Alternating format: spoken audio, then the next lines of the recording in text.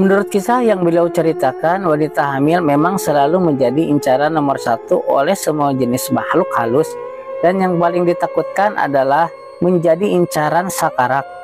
Makhluk ini adalah sebangsa siluman yang dalam setiap aksinya sering menjelma menjadi seorang wanita parubaya, tapi perlu diketahui juga ada kadang-kadang juga jadi anak kecil yang tersesat. Dan disinilah yang paling sering membuat manusia terperdaya dan menampungnya hingga kemudian jadi santapannya. Lebih lanjut lagi tentang sakarak, ia diketahui selalu mengincar calon korbannya melalui 3 tahap. Tahap yang pertama adalah mendatangi calon korban dengan maksud mendandainya agar makhluk halus lain tidak menyerobot. Selanjutnya di tahap yang kedua, ia datang lagi dan menjelma menjadi siapapun yang sekiranya berhasil membuat hati korbannya tersentuh serta mau menampungnya. Pada tahap ini cukup banyak orang berhasil terperdaya karena penyamarannya yang begitu sempurna. Lalu kemudian pada tahap yang terakhir, ia akan memanipulasi korbannya agar terlena dan melupakan perlindungan hingga dapat ia mangsa dengan mudah. Adapun yang menjadi santapannya adalah otak bayi yang masih dalam kandungan. Konon ini katanya mampu meningkatkan kekuatannya supaya mampu melawan sesosok siluman lain yang menjadi musuh bebuyutannya, yaitu sosok siluman kuat bernama Dalung. Membayangkan sampai di sini saja sudah mampu membuat tubuhku bergidik ngeri. Aku tak tahu lagi bagaimana jika nanti menghadapinya. Satu-satunya yang bisa aku lakukan sekarang hanyalah pasrah kepada Tuhan saja, sebab dialah satu-satunya yang bisa menentukan takdir seorang manusia. Matahari mulai membumbung naik seiring dengan bergeraknya jarum jam yang sekarang menunjukkan pukul 8 pagi. Cuaca hari ini masih tidak begitu cerah karena awan-awan tebal sering menutupi teriknya cahaya matahari hingga beberapa menit lamanya. Meski mendung dan sewaktu-waktu bisa saja turun hujan, tapi keluar dari kamar tadi, aku tak henti-hentinya mengumpulkan ranting-ranting kering untuk dibakar sore nanti. Tindakan ini bukanlah tanpa alasan bagi perempuan suku Dayak, khususnya suku Dayak Maanyan seperti diriku. Setiap sore rajin membakar ranting-ranting kering di sekeliling rumah adalah salah satu upaya lain untuk menjauhkan binatang buas dan makhluk halus, terutama jika dibakar sekaligus dengan ranting jeruk nipis agar jeringau dan sedikit potongan kecil duri rambut landak. Benda-benda seperti di atas umumnya wajib dimiliki oleh siapapun wanita hamil seperti diriku. Terserah mau percaya atau tidak, tapi itu semua tetap harus ada, dan untuk sekarang bisa dikatakan beruntung sekali karena semua itu tersedia di rumahku. Tumbuhan jeringau tumbuh banyak di dekat dapur. Pohon jeruk nipis yang sebenarnya kerdil dan tidak terlalu subur pun rantingnya masih bisa dibakar hingga 2-3 hari ke depan. Dan yang terakhir, rambut landak yang jumlahnya sekitar 3 helai sudah ada di kamar sejak pertama kali aku datang. Beberapa jam kemudian, tumpukan terakhir pun sudah aku selesaikan. Jadi total tumpukan saat ini semuanya ada 4 titik, 1 titik di depan, tepat di depan rumah, lalu masing-masing 1 titik di samping kiri dan kanan, dan yang terakhir di halaman belakang. Sedikit banyak aku merasa kalau usaha ini akan berhasil menghalau hal buruk apapun yang mendatangiku. Namun walau begitu aku tetap berpikir keras, bagaimana nanti kalau justru sakarak tetap tak mau menyerah? Alternatif apalagi yang harus aku lakukan untuk melawannya? Atau haruskah aku pergi saja hari ini mumpung masih siang? Lihat saja apa yang akan terjadi nanti.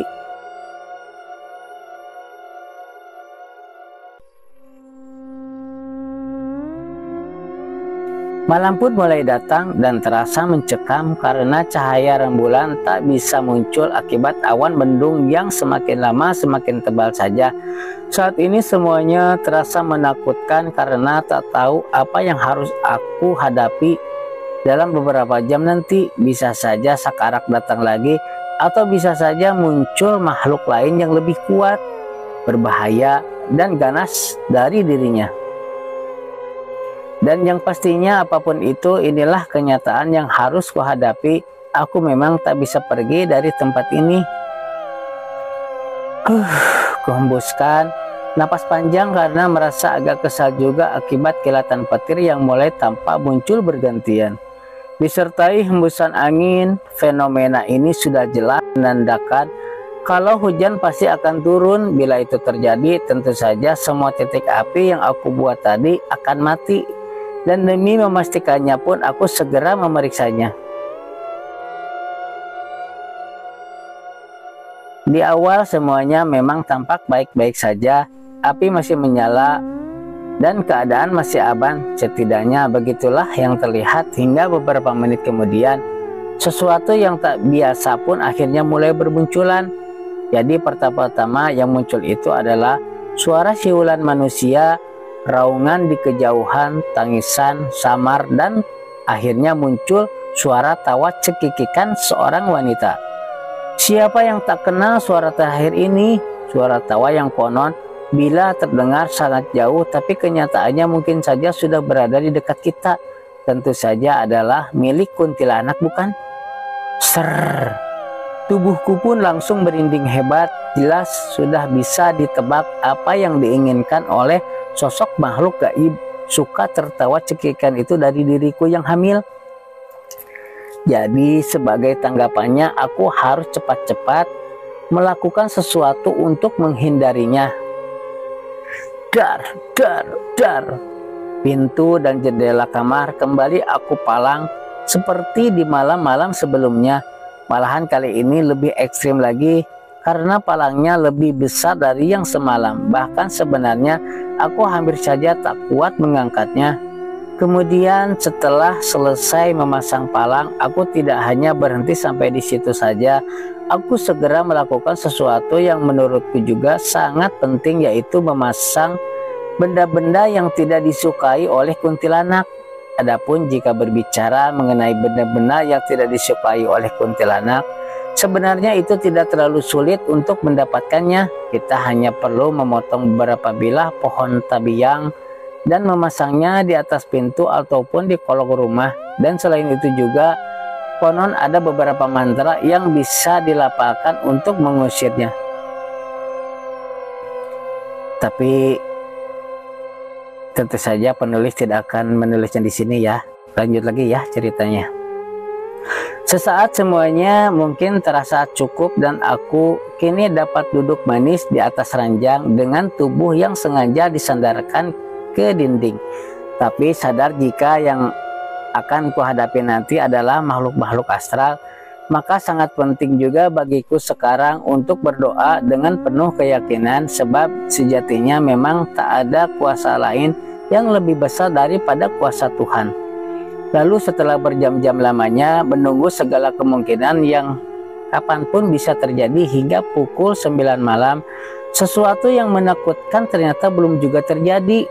Dalam hal ini aku sedikit lega karena merasa malam ini bisa dilalui dengan selamat. Setidaknya itu yang sempat terlintas di benakku hingga selang beberapa menit kemudian tiba-tiba muncul suara gaduh dari atap rumah.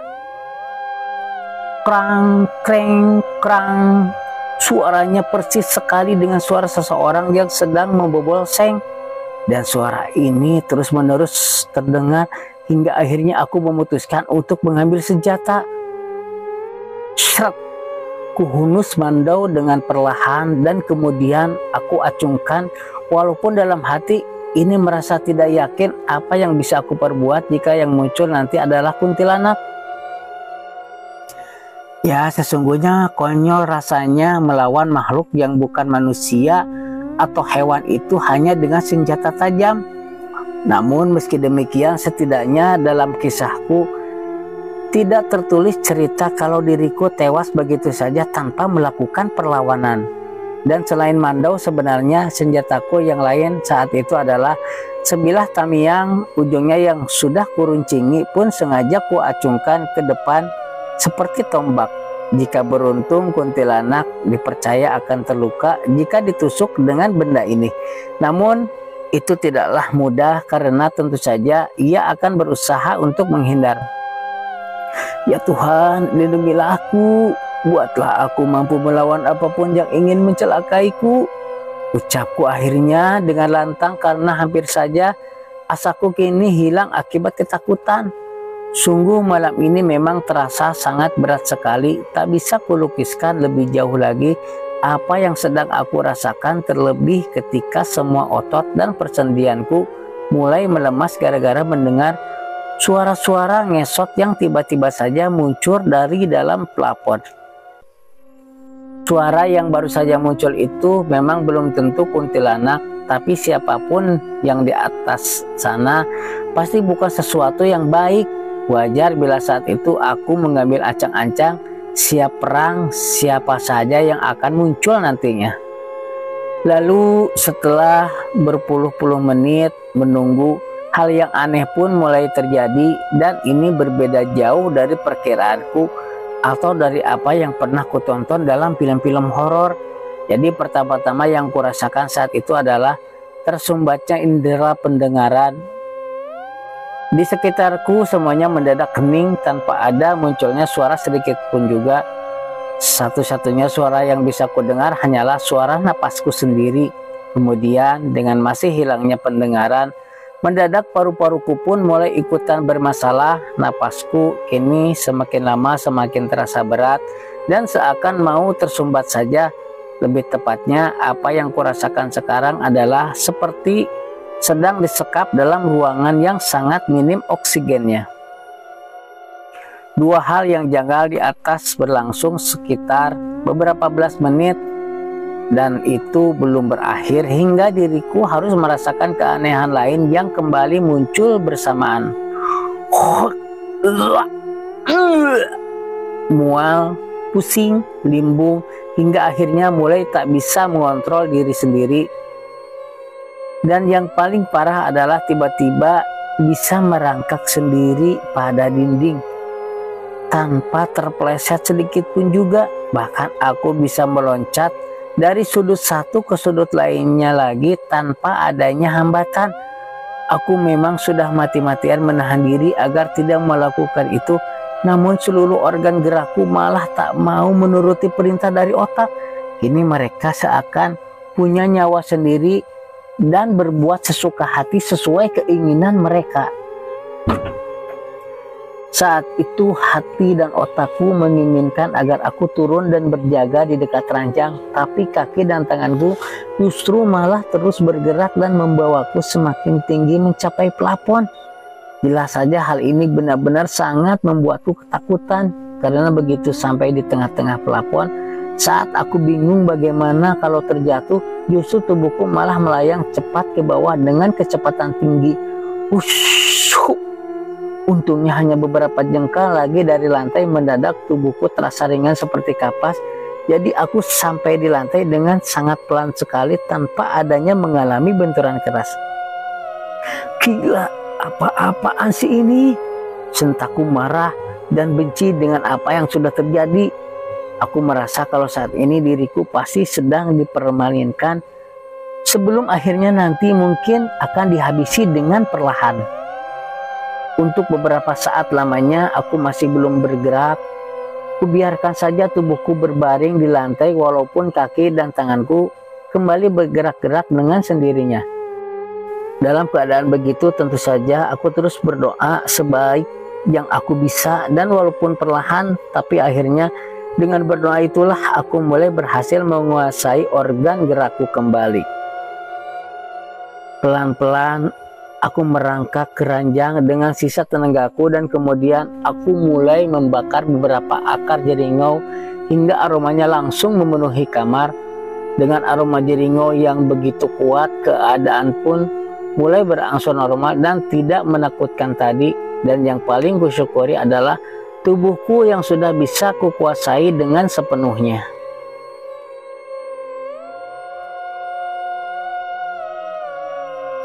Tentu saja dalam keadaan begini pikiranku jadi terbuka untuk segera melakukan banyak hal yang penting. Salah satunya adalah dengan mengambil sepotong sisik terenggiling dari dompet dan menggenggamnya kuat-kuat. Sisik terenggiling ini konon dipercaya mampu mencegah seorang wanita hamil dari segala jenis gangguan gaib dan kesurupan. Dan sekarang itu memang terbukti berhasil karena hingga beberapa jam berlalu, seiring dengan hawa di kamar yang semakin lama semakin terasa dingin, membuatku sadar jika sebentar lagi akan pergi. Dan untuk memastikannya aku langsung melirik jam tanganku yang kini tidak bisa dipasangkan lagi karena putus talinya. Syukurlah sudah jam 3 lewat. Sebentar lagi aku akan berhasil melalui semua ini, ucapku dengan penuh semangat dan merasa senang sekali menanti terbitnya matahari. Lalu sambil menunggu waktu yang terus bergulir, aku mencoba memeriksa keadaan sekitar dengan cara mengetuk dinding kamar sebanyak 7 kali dengan ritme tertentu yang sedikit orang tahu. Konon cara ini seringkali dilakukan untuk mengetahui apakah ada eksistensi lain yang berada di sekitar kita. Dan bila ada, biasanya eksistensi itu juga akan membalas ketukan dengan ritme yang tertentu pula.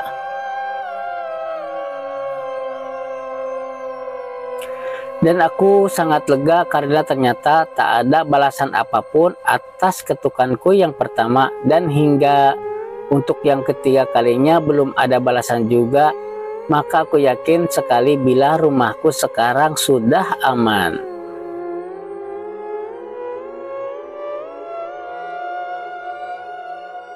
Sementara itu, kicau burung di sekitaran rumah dan juga kadang diselingi oleh suara burung merak dari kejauhan membuat pagi hari ini terasa begitu indah.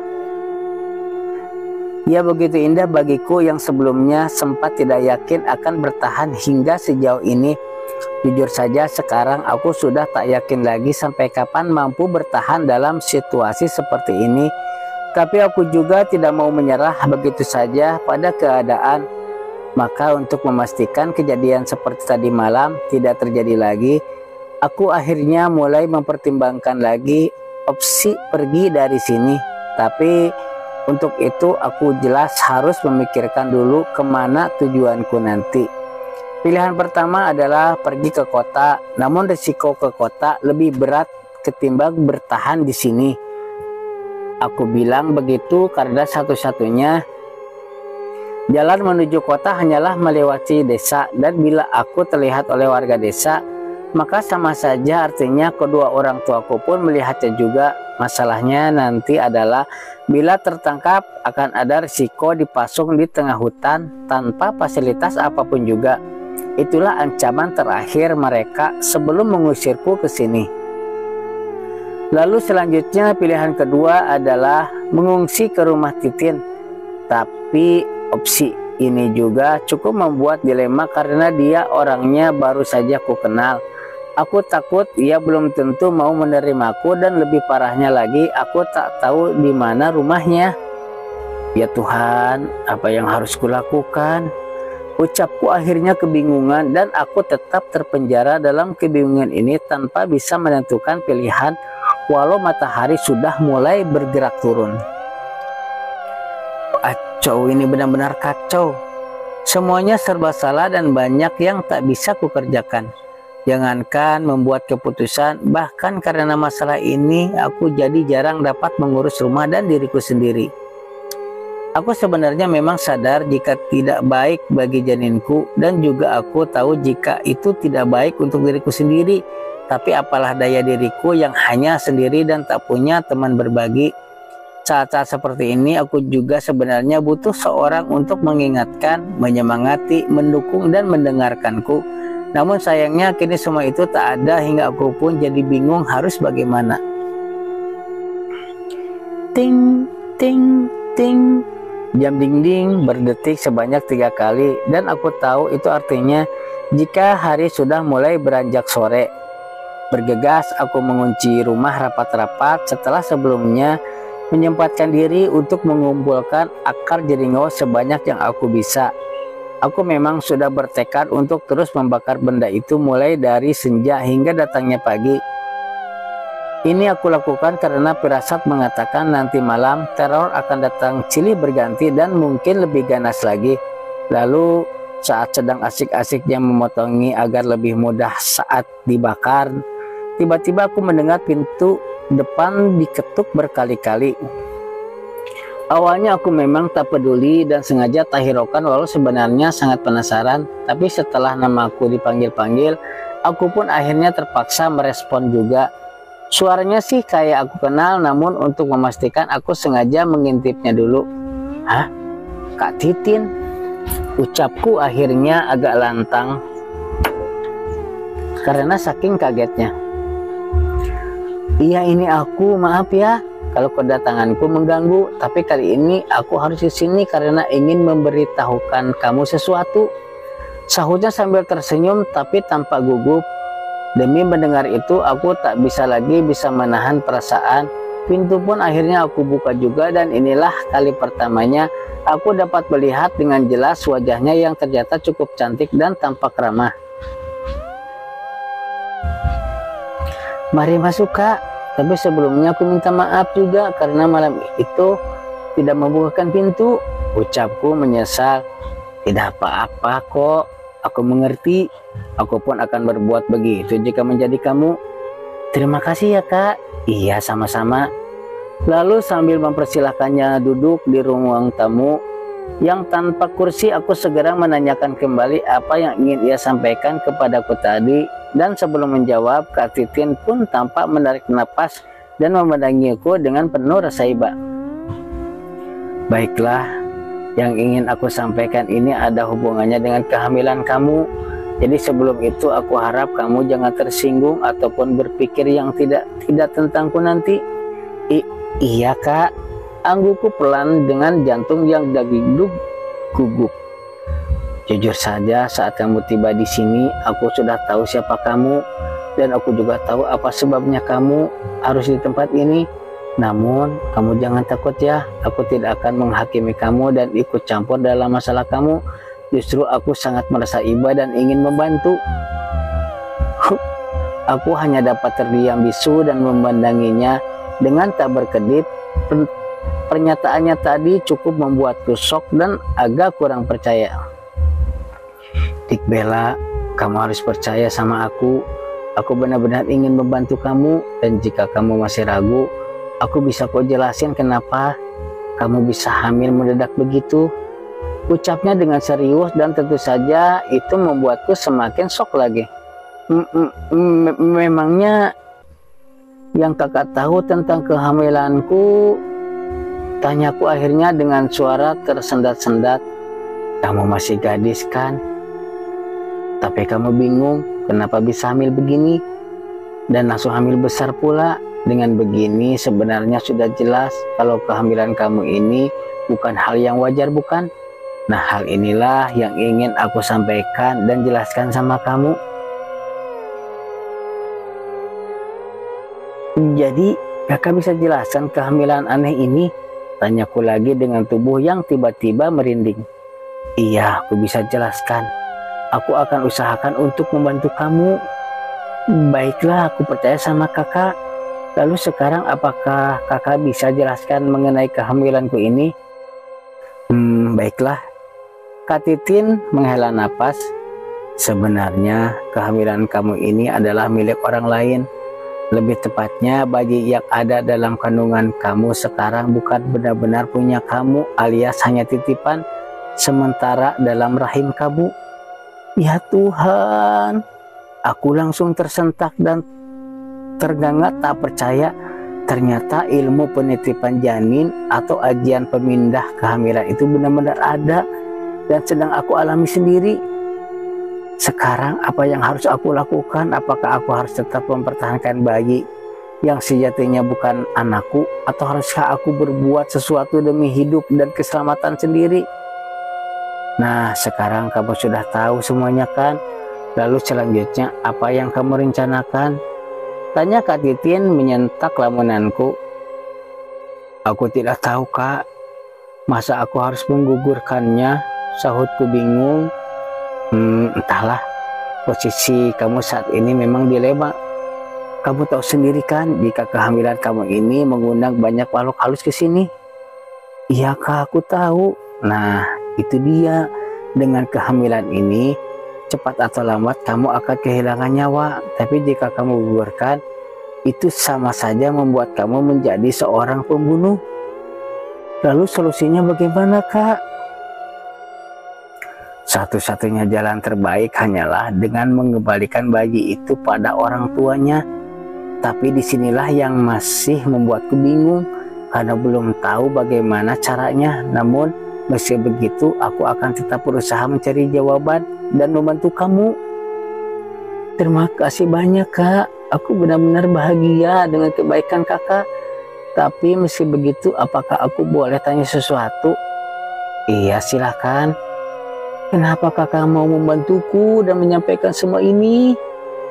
Karena dulu mendiang adikku juga mengalami hal yang sama dengan kamu. Kami dulu juga kecolongan dan memutuskan untuk mengasingkannya, dan ternyata ia memang tidak bersalah. Kehamilan itu memang bukan karena akibat kenakalannya, namun saat kami mulai menyadarinya, semua sudah terlambat. Dia tewas sebelum kami sempat membawanya pulang. Ya Tuhan, kasihan sekali dia Kak. Iya, sangat kasihan.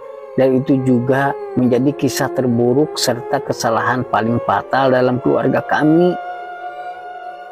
Lalu kalau boleh tahu apa yang menyebabkan kematiannya? Sampai saat ini sebenarnya masih butuh rujukan. Namun dari ciri-ciri yang terdapat pada jenazahnya, sepertinya ia habis dimangsa sakarat. Sakarat? Iya. Kamu harus hati-hati sekali dengan sakarat. Apa kamu pernah dengar tentang sakarat? Iya pernah Kak. Nah kalau begitu, kamu pasti tahu bagaimana ganasnya makhluk ini kan? Iya. Dan bahkan bukan cuma kalimatku terhenti karena saat itu juga kami sama-sama mendengar suara tangisan anak kecil di kejauhan. Suara tangisan itu semakin lama semakin dekat saja, dan saat kira-kira hanya berjarak 150 meter lagi dari rumah, suaranya langsung berhenti bersamaan dengan kerasnya bunyi benturan di atap. Entah itu berasal dari lemparan ataupun mungkin karena tertimpa pohon, namun pastinya itu membuat aku dan Kak Titin langsung terdiam takut. Kami saling terdiam dan membisu tanpa suara. Itu berlangsung hingga beberapa puluh menit lamanya, dan kami berani bersuara saat benturan keras kembali terdengar untuk yang kedua kalinya. Cepat kamu masuk kamar dan kunci dari dalam, perintah Kak Titin kepadaku. Tapi Kakak sendiri bagaimana? Aku akan coba periksa penyebab suara tadi. Hah? Bagaimana kalau itu membahayakan Kakak? Jangan khawatir. Aku sudah bertahun-tahun tinggal di kawasan hutan ini. Aku tahu apa yang harus aku lakukan. Baiklah, tapi hati-hati ya Kak. Pungkasku singkat dan buru-buru masuk ke dalam kamar. Berpuluh menit berlalu, bahkan hampir mendekati 1 jam. Aku masih belum mendapat kabar apapun dari Kak Titin. Ia seakan menghilang bak ditelan bumi. Tak ada suara ataupun tandanya kalau ia masih di sekitaran sini. Dan begitu juga dengan keadaan sekeliling rumah yang kini juga mendadak sunyi dan tak ada tanda-tanda keganjilan. Semakin membuatku heran dengan apa yang sudah terjadi. Apakah semua sudah aman atau justru bahaya besar sedang diam-diam mengintai? Dugaan pertama yang muncul adalah mungkin saja saat ini Kak Titin sudah berhasil menghalau bahaya dan sekarang sedang berjaga-jaga di luar demi keamananku. Lalu dugaan yang kedua, bisa saja sebenarnya Kak Titin sudah kabur dan sengaja meninggalkanku demi keselamatan dirinya sendiri. Terlebih karena sesungguhnya tadi aku sempat melihat kalau ia pun sebenarnya sedang hamil juga, yang dimana usia kandungannya kira-kira sedang menginjak 5 bulan. Di sini batinku sangat risau sekali. Di sisi lain aku sempat menilai kalau Kak Titin sebenarnya orang baik. Namun di sisi lain juga aku takut kalau ia terpaksa mengalihkan perhatian semua makhluk halus kepadaku demi melindungi kandungannya sendiri. Ya Tuhan, tolonglah aku.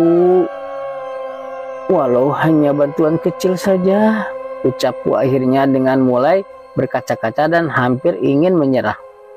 Kemudian saat aku masih asik melamun dan berusaha mendapatkan asaku kembali, mendadak pintu depan ada yang menggedornya. Tentu saja awalnya aku mengira itu adalah Kak Titin, namun saat suara gedoran tersebut disertai pula oleh suara geraman keras dan menyeramkan, maka aku yakin itu pasti sesuatu yang tidak baik.